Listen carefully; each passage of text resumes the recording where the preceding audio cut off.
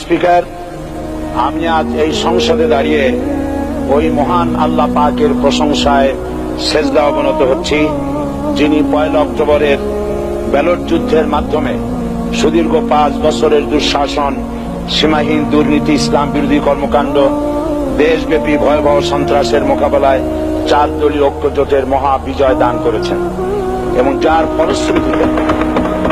যার ফলশ্রুতিতে আজকে আমরা এই মহান সংসদে দাঁড়িয়ে কথা বলার সুযোগ লাভ করেছি। মাননীয় স্পিকার, আপনার মাধ্যমে আমি আমার অন্তরের অন্তঃস্থল থেকে দেশবাসীকে ধন্যবাদ জানাই।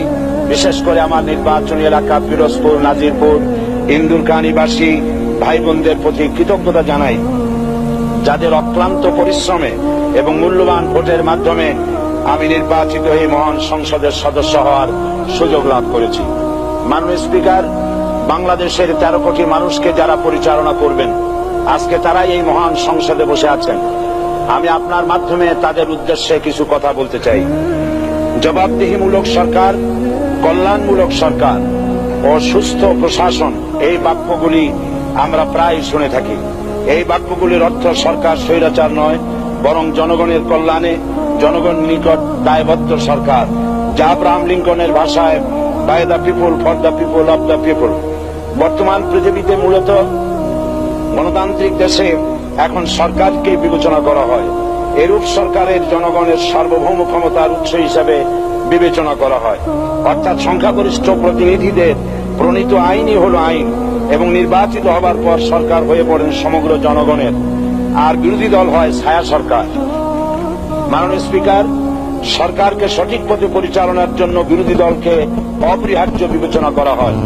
বর্তমান গণতান্ত্রিক চেতনা বেশি পুরনো নয়, মানুষ মূলত রাজতান্ত্রিক স্বৈর শাসনের সাথেই বেশি পরিচিত।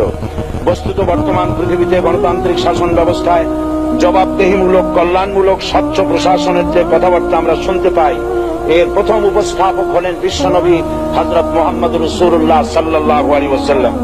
বর্তমান গণতান্ত্রিক ব্যবস্থাপনার সাথে ইসলামের মূল পার্থক্য হল সার্বভৌমত্বের ধারণা নিয়ে। ইসলামের দৃষ্টিতে সার্বভৌমত্বের মালিক জনগণ নয়, মালিক হলেন আল্লাহ রাব্বুল আলামিন। কিন্তু সরকার গঠন ও পরিচালনা জনগণের ইচ্ছার ভিত্তিতেই হতে হবে। জনগণের ইচ্ছার বিরুদ্ধে ক্ষমতায় থাকার অধিকার ইসলামের স্বীকৃত নয়। মাননীয় স্পিকার, সাধারণত লক্ষ্য করা যায় সরকার, সরকারি কর্মকর্তা, কর্মচারীবৃন্দ জনগণের উপর নানাভাবে জুলুম, নির্যাতন বা শোষণ করে থাকে। জনগণের খাদেম না হয়ে তারা হয়ে পড়েন জনগণের প্রভু। তারা জনগণের সম্পদকে তসরুপ করে। এই অবস্থা থেকে মুক্ত করার জন্য রাসূল করিম সাল্লাল্লাহু আলাইহি ওয়াসাল্লাম সরকারি কর্মকর্তা ও কর্মচারীদের মধ্যে তীব্র দায়িত্ব অনুভূতি জাগ্রত করে তিনি বলেন, ঘুষ দাতা ও গৃহীতা উভয় জাহান্নামী। নবী করিম সাল্লাল্লাহু আলাইহি ওয়াসাল্লাম আরো বলেছেন, আমরা যদি কাউকে কোনো রাষ্ট্রীয় দায়িত্ব প্রদান করি, তখন সেই ব্যক্তি তার ব্যক্তিগত কাজ যতটা নিষ্ঠা ও আন্তরিকতার সাথে পালন করে, রাষ্ট্রীয় দায়িত্ব যদি সেভাবে পালন না করে, তবে কিয়ামতের দিন তাকে উল্টো করে জাহান্নামে নিক্ষেপ করা হবে। রাষ্ট্রীয় সম্পদ তসরুপের ব্যাপারে কঠোর হুঁশিয়ারি উচ্চারণ করে বিশ্বনবী মুহাম্মদ রাসূলুল্লাহ সাল্লাল্লাহু আলাইহি ওয়াসাল্লাম বলেছেন, রাষ্ট্রীয় দায়িত্ব পালনকারী কেউ যদি 1 টুকরা সুতা বা তার চেয়েও ক্ষুদ্র কোনো জিনিস খেয়ানত করে, তবে কিয়ামতের দিন খেয়ানতের বোঝা মাথায় করে তাকে উঠতে হবে। মাননীয় স্পিকার, আল্লাহ রসুল যে সরকার ব্যবস্থা প্রতিষ্ঠা করেছিলেন, তা সত্যিকার অর্থে ছিল জনকল্যাণমূলক সরকার। তার সরকারে দায়িত্ব পালনকারী ব্যক্তিবর্গের মধ্যে চরম দায়িত্ব অনুভূতি জাগ্রত করে দেওয়া হয়েছিল। এটা সম্ভব হয়েছিল কেবলমাত্র আখিরাত